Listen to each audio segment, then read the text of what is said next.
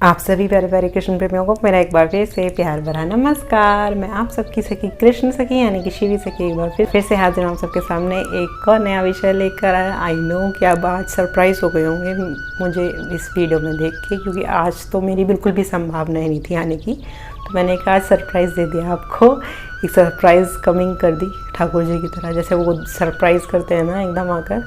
तो थोड़ी सी आदत कहते हैं ना, जैसे प्रेम करते हैं उसकी आदत हमारे अंदर आने लगती है। तो वही आज अनएक्सपेक्टेडली आ गई हूँ मैं कि आपका बिल्कुल एक्सपेक्ट नहीं होगा, क्योंकि एक तो भैया चैलेंज ख़त्म हो गया, ऊपर से कल वीडियो आई थी तो आज तो शायद नहीं आएगी, लेकिन मैं आ गई। क्यों? तो भाई उनकी कृपा से थोड़ा समय मिल गया मुझे। आज फ्री बैठी थी, मैंने सोचा चलिए बना ही दे दी हूँ, और ऊपर से आज एकादशी भी है तो थोड़ा सा लोगों को एकादशी के बारे में ही चलो बता देते हैं। कोई लोग प्रश्न पूछते ही रह जाते हैं एकादशी के बारे में। मैंने वीडियो बनाई है शायद पहले भी, लेकिन कहना अलग अलग क्वेश्चन होते हैं सबके, तो सब कवर नहीं हुए थे उसमें, तो इसमें बता देती हूँ एकादशी के बारे में आप सबको। वीडियो शुरू करने से पहले मैं आप सबको एक छोटा सा इंट्रोडक्शन दे दूँ कि मैं ठाकुर जी से, उनकी प्रेम भक्ति से संबंधित ऐसी वीडियो समय समय पर लाती रहती, जिससे आप उनसे आसान तरीके से जुड़ सके, प्रेम भाव से जुड़ सके, बिना किसी फॉर्मेलिटी के, और प्रेम बंधन में उनसे बन सके, ना कि किसी डर के। तो अगर आप ऐसे चाहते हैं ऐसी वीडियो मिलती रहे तो मेरे चैनल को सब्सक्राइब जरूर कर लीजिए, जिससे आपको ऐसी वीडियोस मिलती रहेंगी।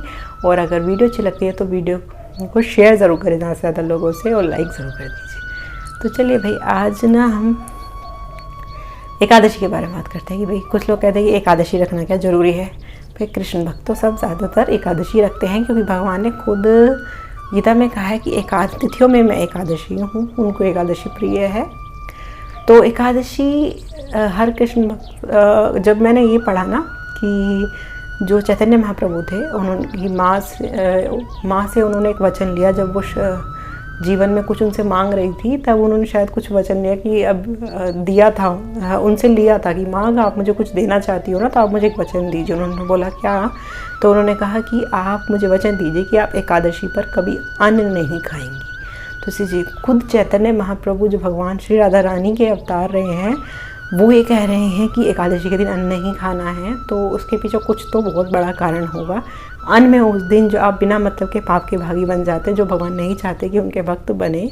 हालांकि भगवान इस बात का समर्थ रखते हैं भगवान इस बात का कि वो हर पापों से मुक्त करते हैं, गीता में वचन देते हैं। लेकिन अगर हमें पता होने के बावजूद भी, अगर हमें पता है हम नहीं रह रहे हैं, फिर भी अपनी जीवा को एक दिन के लिए नहीं कंट्रोल कर पा रहे हैं, तो फिर हमको क्या ही प्रेम है उनसे। अगर प्रेम है तो हम ज़रूर, अगर हम रख सकते हैं, स्थिति आपके अनुकूल है, घर पर भी कोई विरोध नहीं है, तो आप कुछ एकादशी आपको ज़रूर करनी चाहिए।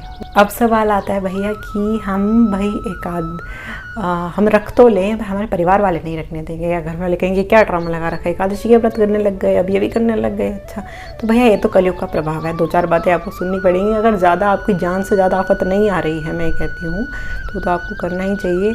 और ज़्यादा कलेश भाई कुछ, अगर कुछ नहीं है तो 2-4 लोग आदमी आपको 2-4 बात सुनाएंगे, उससे ज़्यादा कुछ नहीं होने वाला, तो आप रख लीजिए, क्योंकि ज़्यादा महंगा सौदा नहीं है, सस्ता ही है। एकादशी के बदले हमको अगर कुछ 2-4 बातें ही तो सुनाएंगे, उसमें क्या होगा, हमारे अहम का ही नाश होगा, तो सुन लीजिए। और कहेंगे कि कुछ लोग इतना आसान नहीं है, तो ज़्यादा कलेश होता है घर में, कहीं ज़्यादा भक्त बन रहे हो, बुढ़ापे में रखी जाती है एकादशी। तो एक आपको मैं उपाय बता देती हूँ छोटा सा, कि भाई ऐसा कीजिए, मत बताया कीजिए उन लोगों को नहीं याद होता कि आज एकादशी है या द्वादशी है। बस चुपचाप से 15 दिन में देखिए एक बार आती है, उस दिन कुछ बहाना ऐसा कर दीजिए कि रात मैंने वो खाया था और मेरे को डाइजेशन ख़राब हो गया, पेट में कुछ भी खा रहा हूँ, पेट में दर्द हो रहा है, एकदम से कुछ भी खा रही हूँ, पेट में दर्द हो रहा है, कुछ डाइजेस्ट नहीं हो रहा, मेरा आज कुछ खाने का मन नहीं है, पेट में बहुत तेज़ दर्द है, और लेके बैठ जाइए। और कुछ मत कहिए कि बस मैं आज थोड़ा सा दही ले लूँगा या जो भी है, थोड़ा सेब वेब ले लूँगा, ये बहाना मार दीजिए, और किसी को कुछ नहीं पता लगेगा। सच में कह रही हूँ। मेरे जो लोग कहते हैं ना कि भाई मुझे कोई एकादशी नहीं रखने देता, मेरे घर पे सब विरोध करते हैं, मुझे कोई पूजा नहीं करने देता, ध्यान, मैं तो उन लोगों को ही उनको कहूँगी, कहीं ना हमारी ही गलती होती है। क्यों? मैं उन लोगों को नहीं कह रही, क्योंकि मैं खुद इस फेज से निकली हूँ, क्योंकि कहीं ना हम खुद दर्शाना चाहते हैं कहीं ना कहीं कि भाई अब अगर आप अनाउंस कर दें, नहीं कोई आपके लिए खाना लेके आए और आप बोल दें कि मैं नहीं खा रही, आज तो मेरा एकादशी का व्रत है। या मेरे घर की बात ले लीजिए, आज मेरे घर पे चाय बनाई किसी और ने, उसमें तुलसी पड़ी हुई थी और आज एकादशी थी। हमें तुमने आज ही कहा, अगर मैं यहीं ये बोल देती यार तुमने आज एकादशी का व्रत है मेरा और तुमने चाय में तुलसी डाल दी, नहीं मैं चुप हो गई, मैंने कुछ नहीं बोला।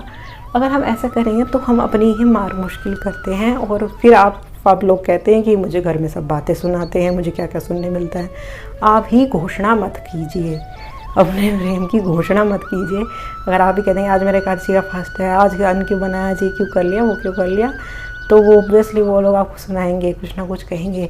अगर आप किसी को भनक भी नहीं लगने देंगे कि आज आपका फास्ट है, खाने दीजिए दूसरों को, जो कोई खा रहा। ये मैं तब की बता रही हूँ जब ज़्यादा ही विरोध है आपके घर में, बहुत ज़्यादा विरोध है, कोई नहीं कुछ करने देता, तब की ये सिचुएशन है कि आपको विरोध नहीं करना, चुपचाप ना प्रेम ऐसा करना चाहिए ना। जैसे कबीर जी ने वो दुआ लिखा है, उसमें कहा है कि प्रेम ऐसा करना है जैसे मेहंदी के पत्ते में जो मेहंदी का रंग छुपा होता है ना, उसमें पता भी नहीं लगता इसमें कहीं रंग भी है, उसे निकालो घिसो तब उसमें का रंग निकलता है। तो ऐसी भक्ति करनी चाहिए जो मैं, और भगवान श्री कृष्ण से प्रेम करने का मज़ा भी चुपके छुपके है। चुपके प्रेम जो है यही भगवान को पसंद है, ठाकुर जी को इस चुपके चुपके हमें प्रेम करना है, अपने प्रियतम से घोषणा नहीं करनी।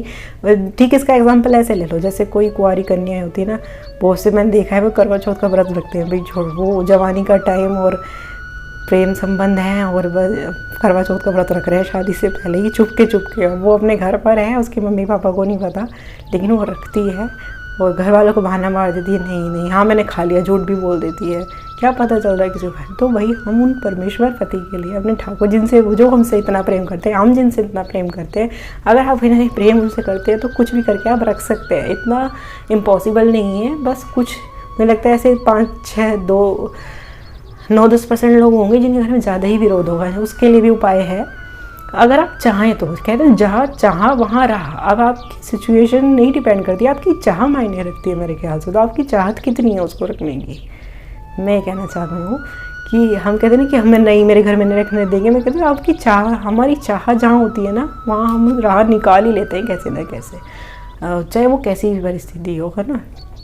तो कहीं ना कहीं, और कुछ लोगों का भी स्वास्थ्य है, कुछ लोग कहते हैं कि हमारा स्वास्थ्य ख़राब है, कई लोगों को ये भी कारण होता है उनकी सेहत ख़राब हो जाएगी या कुछ भी प्रॉब्लम है, किसी को कुछ होता है, किसी को कुछ होता है। तो भाई अगर आपको शरीर ऐसा नहीं है अभी, तो कोई बात नहीं, आप ऐसी चीज़ें ग्रहण करें उस दिन जो अन्न जिसमें इंक्लूड ना हो, दालें, चावल, आटा या कोई भी व्हीट, कोई भी फ्लावर, मतलब कि आटा किसी भी प्रकार ना हो आपके आहार में उस दिन। आप सब्जी ले लें, वो खा लें, सब्जियां खा लें, कुछ दूध दही का आहार ले लें, कुछ और ले लें, मखाने खा लें उस दिन, ड्राई फ्रूट्स खाओ, ऐसी चीज़ें खाओ। आप मतलब भूखे मत रहो। कुछ से लोगों को हो जाता है बीपी प्रॉब्लम, आजकल बीमारियां इतनी हैं, शुगर प्रॉब्लम हो जाती है लोगों को व्रत रख के। तो उन लोगों के लिए उस दिन सिर्फ अन्न त्याग दीजिए और बाकी सारी वो पूरे दिन चाहे आप खाते रहिए, लेकिन अन्न त्याग जरूर करें। जैसा कि चैतन्य महाप्रभु ने वचन लिया था कि आप एकादशी के दिन अन्न ना खाएं, तो फ्लावर कोई ना ले, बाकी चीज़ें लेते रहे पूरा दिन, जिससे आपका उपवास अंत्याग भी हो जाएगा, आप अन्न भी ग्रहण नहीं करोगे और आपका व्रत भी हो जाएगा और आपकी सेहत भी नहीं बिगड़ेगी आप पूरे दिन, क्योंकि कुछ ना कुछ लेते रहेंगे। कुछ लिक्विड ज़्यादा लेते रहिए, अब लस्सी पी ली, थोड़ी देर बाद नींबू पानी पी लिया, थोड़ी देर बाद एक गिलास दूध पी लिया, फिर थोड़ी देर बाद वो कुछ थोड़ा सा मखाने भून लिए, थोड़ी देर बाद कुछ बादाम वगैरह खो लिए, फिर थोड़े बाद कुछ रात शाम के टाइम कुछ आलू का हलवा वगैरह कुछ बोले। आजकल तो बहुत सारी डिशेज़ हैं, आप देख सकते हैं क्या क्या बना सकते हैं। मुझे तो नहीं पता, मैं तो सिर्फ वही खाती हूँ जो रील में डालती हूँ, बस आलू और दही रात के समय।